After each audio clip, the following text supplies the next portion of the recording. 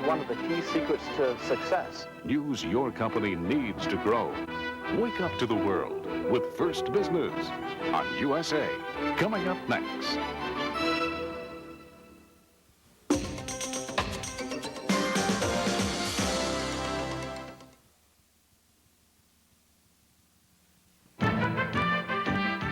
Monday, February 1st, 1993. Good news is expected this morning on the nation's manufacturing sector. Baby boomers plan for retirement. We'll tell you their strategy. And the sweet smell of success. The Dallas Cowboys are now basking in it.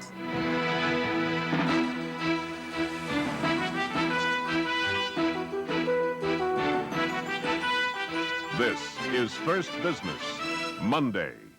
Brought to you by Connecticut Mutual Life Insurance, the Blue Chip Company, and by the U.S. Chamber of Commerce.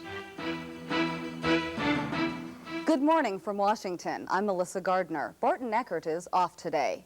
The government is set to release an important new indicator of the nation's manufacturing health later this morning. The news is expected to be positive, especially since it comes on the heels of brighter economic news all last week. First Business correspondent Patricia Ox reports. Some strong showings at the end of last week bode well for the economy. Americans' personal income grows faster than their spending for December.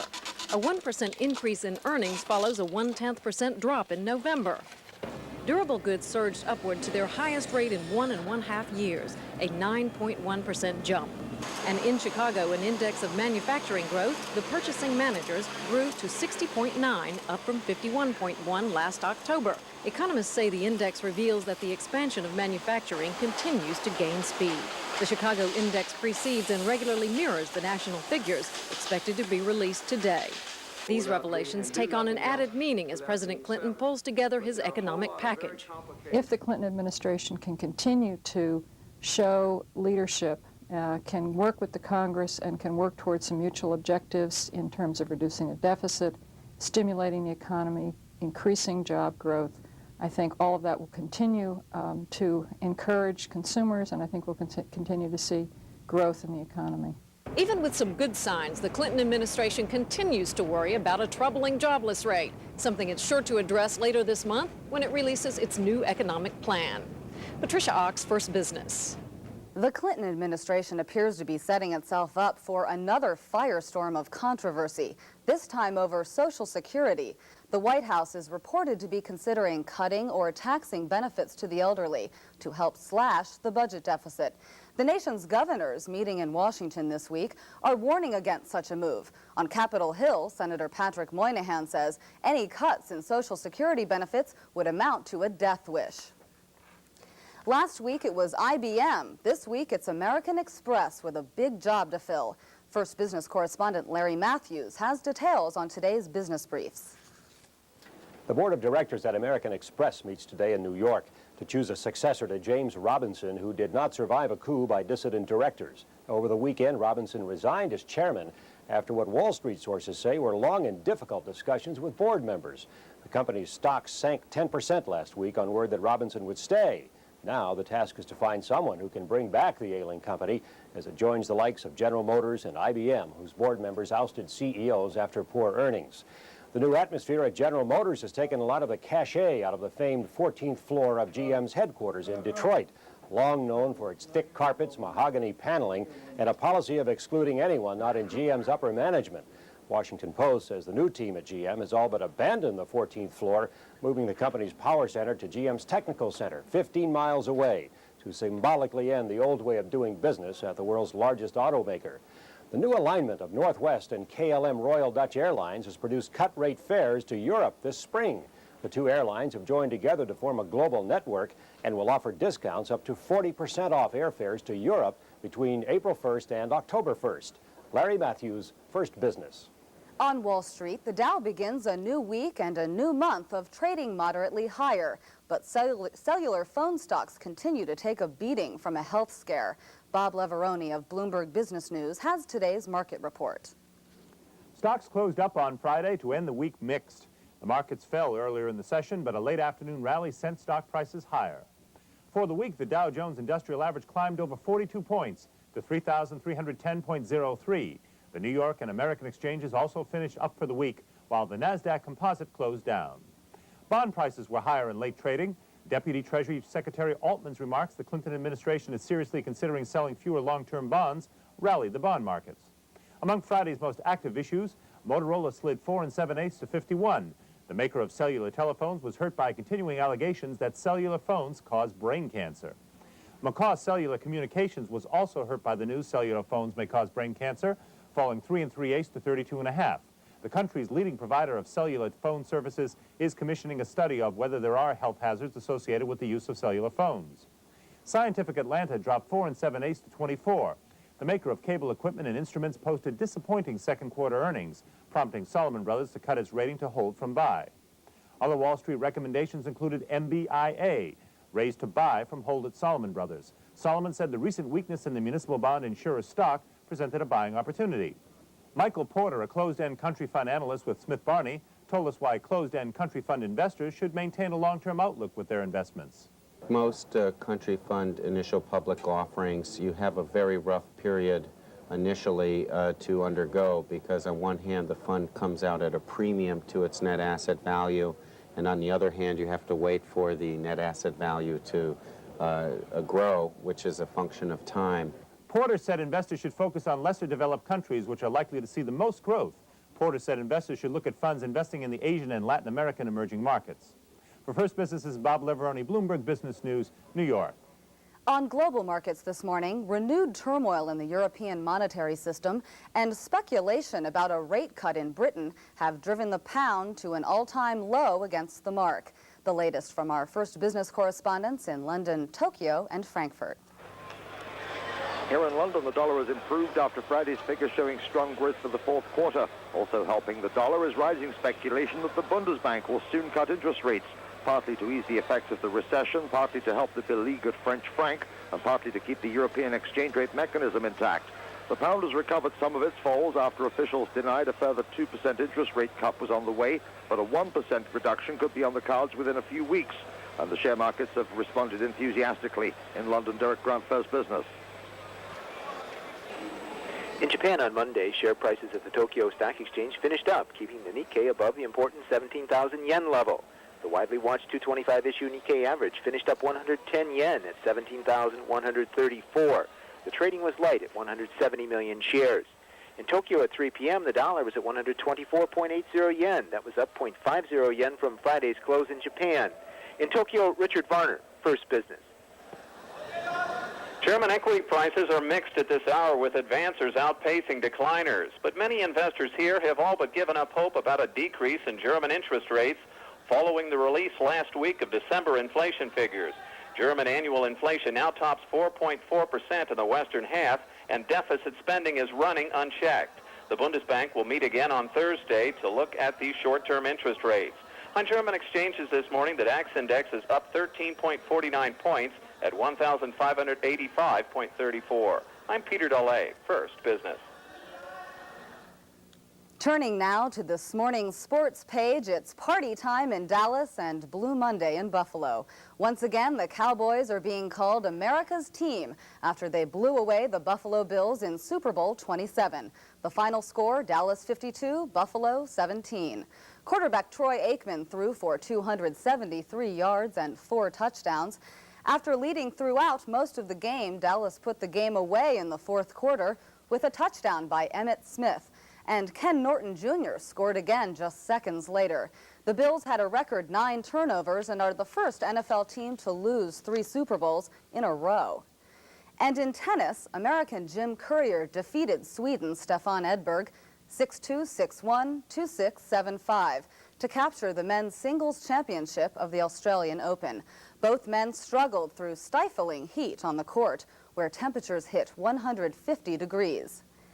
Coming up on First Business Monday, we'll look at how baby boomers known to live for the moment are now planning for retirement.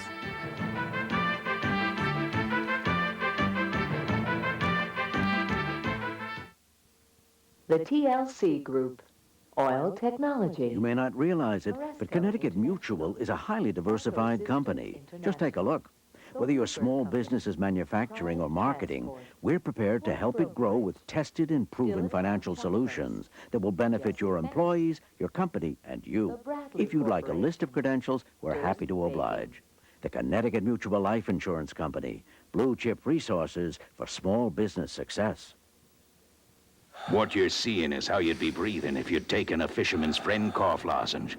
He gives coughs and sore throats a blast of relief so powerful, even nasal passages can feel clearer. Fisherman's Friend cough lozenges. They work. They have to. Dieting alone just wasn't enough for me.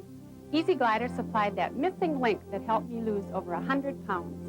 Easy Glider's not just for exercise anymore. This 20-minute workout gets you on your way to total fitness with cardiovascular conditioning, muscle toning, and yes, weight loss. I tried jogging, playing racquetball, and even starving myself, but nothing lasted or made me feel as good as my Easy Glider. It's low impact and works both your upper and lower body. Hey, for the money, Easy Glider really is the best. From Fitness Quest. East meets West when former heavyweight champ Tony Tubbs takes on undefeated Russian sensation Alexander Zolkin. And middleweight Thomas Tate slugs it out with Tyrone Trice. Budweiser presents USA Tuesday Night Fight. Tomorrow at 9. Some call it the perfect blend of man and nature. The Monterey Peninsula, home to 3 of golf's most challenging courses. A world-class mix of celebrities and champions.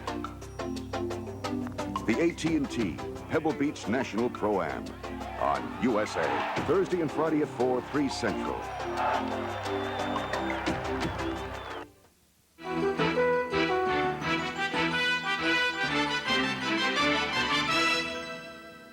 Checking some of the other stories making headlines this Monday morning, Coast Guard agents seized a 45-foot ship carrying an arsenal of small arms and arrested 5 men aboard. The ship was seized 180 miles south of Miami near the coast of Cuba.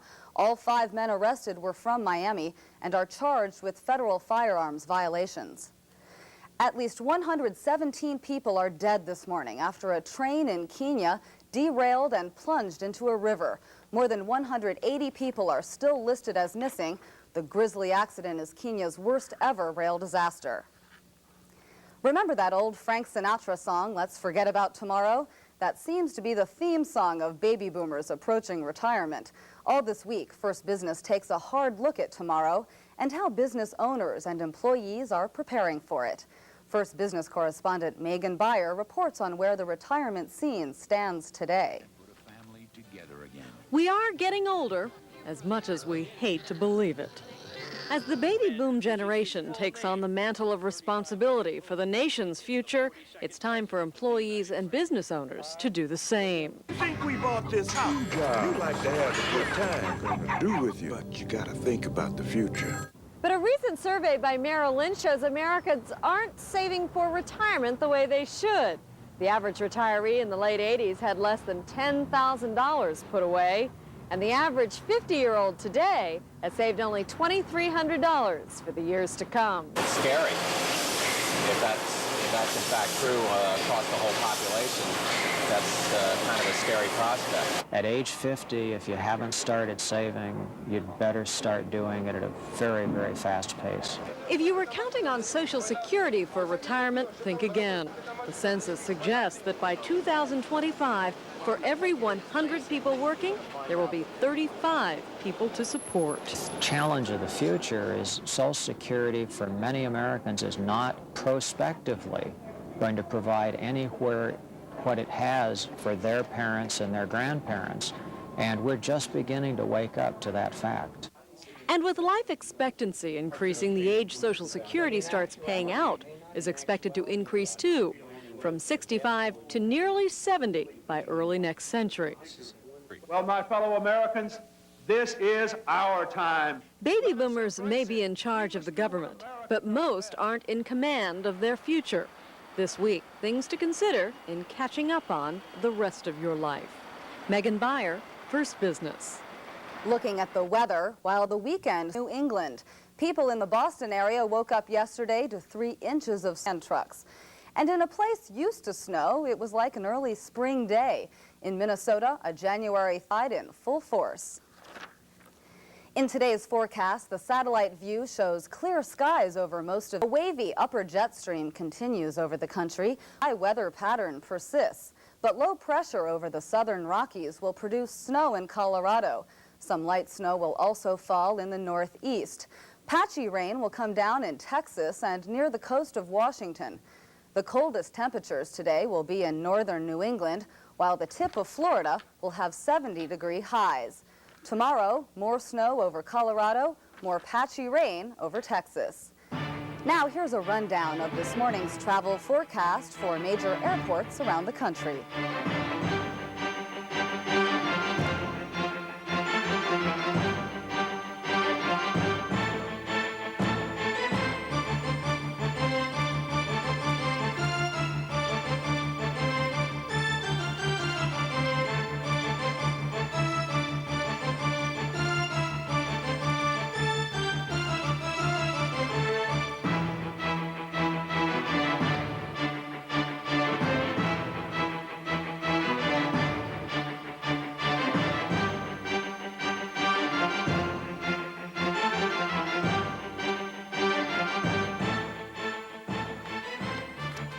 Still ahead on First Business Monday, learning from mistakes, how one small business fought off disaster and survived to tell about it. Now today's First Business Quiz. What is the largest brokerage house not headquartered on Wall Street? The answer coming up.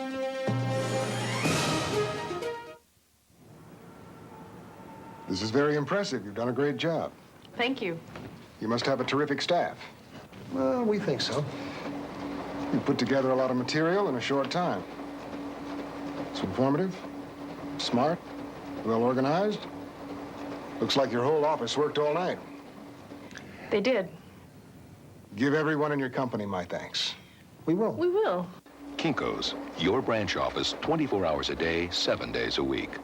How much would you pay for expert advice on financing your small business, on managing employees, on running a family business? How much would you pay for tips on health insurance, retirement planning, government regulations? Well, you can get all this good advice and more for just $12 a year when you subscribe to Nation's Business. You'll get 12 monthly issues packed with advice you can profit from, all for just $12. Call now and subscribe to Nation's Business. For 80 years, the small business advisor. Divorce court. All rise. The judge. Overruled.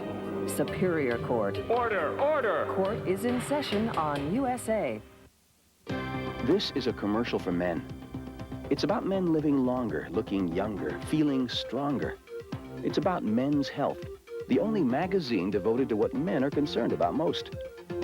Every issue has easy ways to eat smarter, exercise better, boost energy levels, and look and feel great.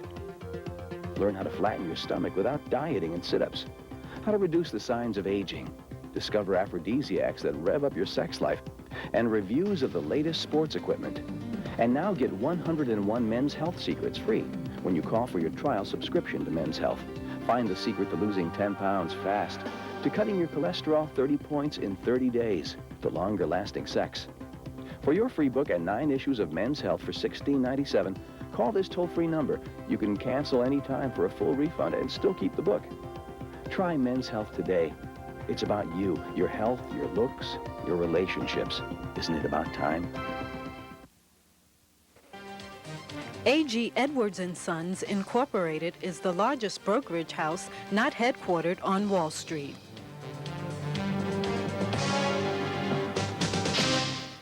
The experience of a Baltimore company, Pevco Systems International, provides some valuable lessons for American companies seeking foreign-based partners. Pevco was led down the wrong path with nearly disastrous results. In this morning's Blue Chip Enterprise Initiative report, First Business correspondent Everett Banning has the story of Pevco's comeback. The brothers Valerino, Jim and Fred Jr., greet their father, Fred Sr., and brother-in-law, Greg Hayes, 4 of 9 family members involved in Pevco Systems International of Baltimore. Their product has been around for decades. Their design, though, leads the industry with technology for the 90s.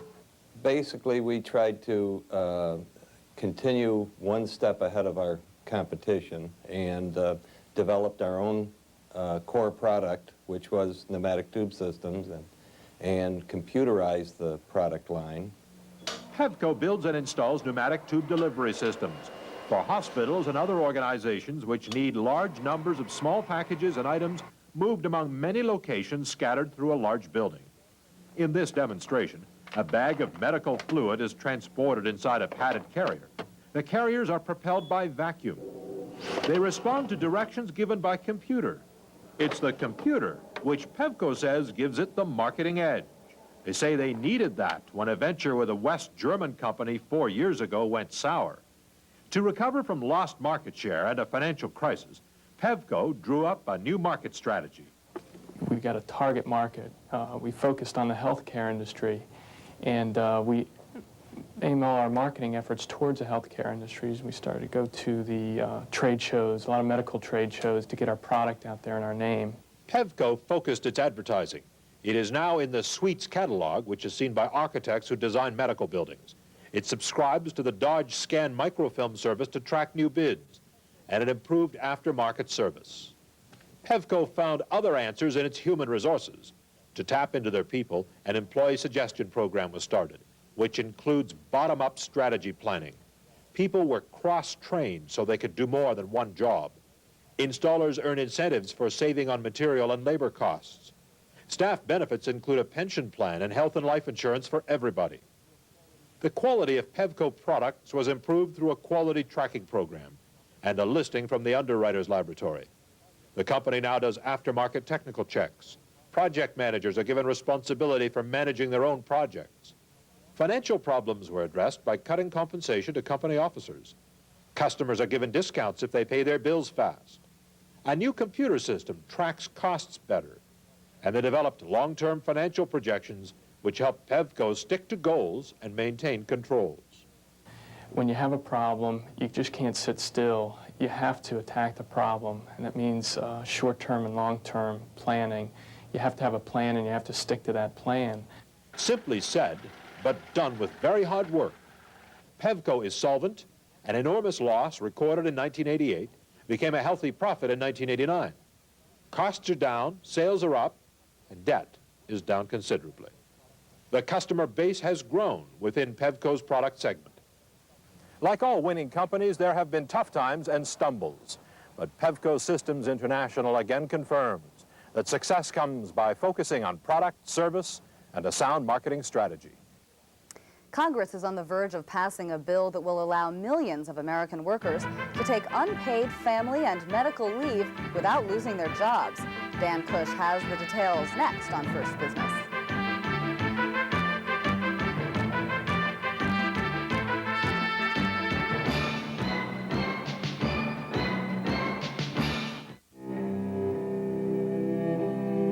It seems the Vice President was right.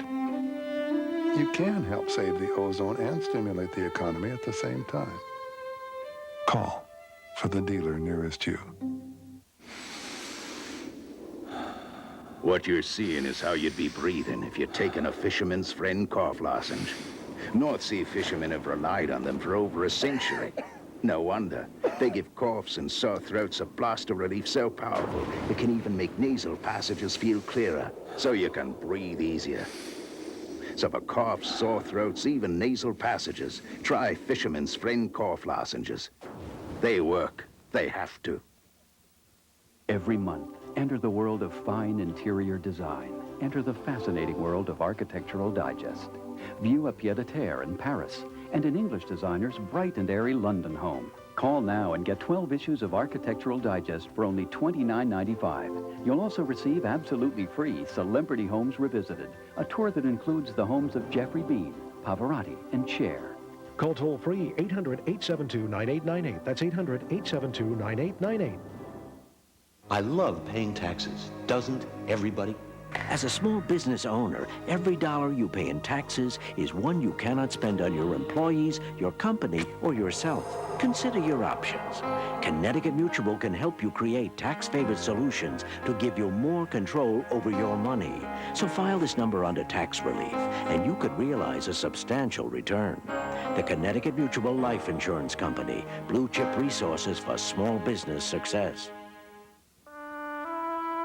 While the new administration may offer Americans a new lease on life, we can definitely offer you a new lease on a Volvo. Call for the dealer nearest you. The Pomp, the Prestige, the Westminster on USA. Next Monday and Tuesday night at 8.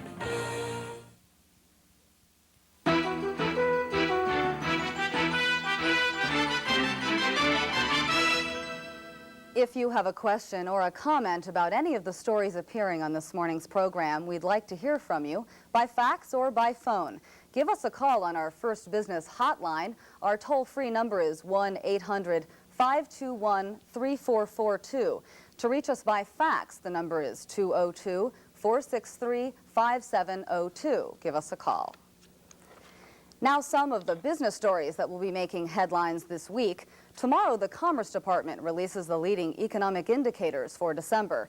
It also reports on sales of single-family homes for December.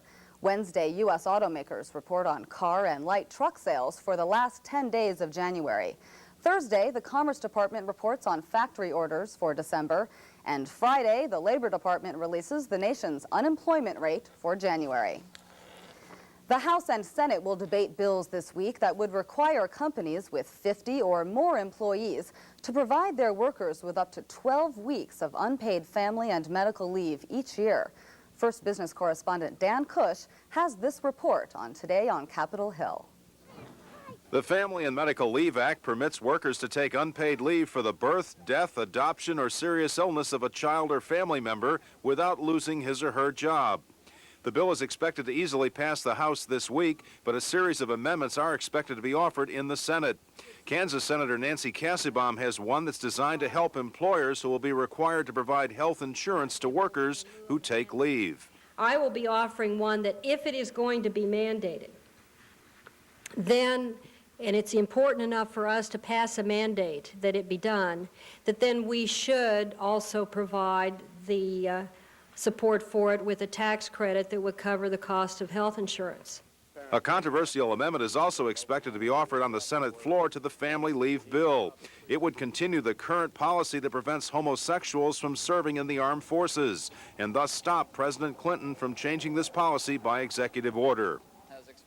The House is also expected to pass a bill this week that would permit voter registration at motor vehicle departments and other state and federal agencies, including unemployment compensation offices. Voters could also register by mail. President Bill Clinton meets with the nation's governors today to discuss health care reform and other important issues. And congressional committees this week will examine major financial problems facing the Pension Benefit Guaranty Corporation and a bill that would create a federally chartered corporation that would make long-term fixed-rate loans to the nation's small businesses. I'm Dan Cush, and that's Today on Capitol Hill. Back to you, Melissa. Thanks, Dan. That's it for First Business Monday. I'm Melissa Gardner. Have a great day today and join us again first thing tomorrow morning for First Business Tuesday right here on USA, America's favorite television network. First Business Monday has been brought to you by Connecticut Mutual Life Insurance, the Blue Chip Company, and by the U.S. Chamber of Commerce.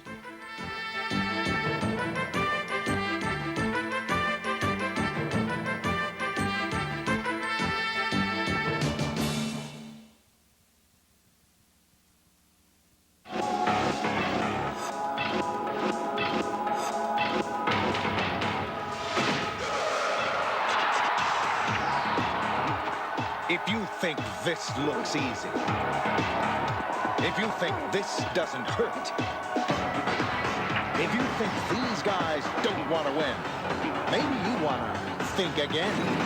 American Gladiators on USA. Today at 6, 5 Central. Meet Hudson. A bear that's a conductor. Scratch. A cat that's a destructor. Clockwise. A watch